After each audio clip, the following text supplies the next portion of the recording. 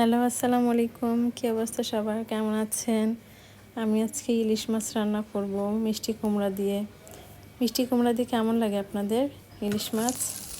আমার কাছে কিন্তু খুব ভালো লাগে। মিষ্টি কুমড়া দিয়ে ইলিশ মাছ খাবেন ভাতের সাথে, একটু লেবু নিয়ে নেবেন, খুব মজা লাগবে। তো আমি পেঁয়াজ কুচি করে দিয়েছি, একটু লবণ দিয়েছি, একটু পানি দিয়েছি, হলুদের গুঁড়ো দিয়েছি, মরিচের গুঁড়ো দিয়েছি, একটু কাঁচা জিরা দিয়েছি। দেখেন, হলুদের গুঁড়ো মরিচের গুঁড়ো বাদে আমি কিন্তু কোনো বাটা মশলা দিইনি। মিষ্টি কুমড়াগুলো দিয়ে দিচ্ছি।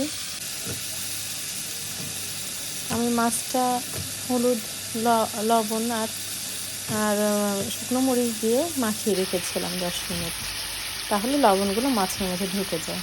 তো কাঁঠালের বিচি ছিল আমার দিতে, ভাবলাম এভাবে একটু করে খাই, কেমন লাগে দেখি। কাঁঠালের বিচি দিয়েছি।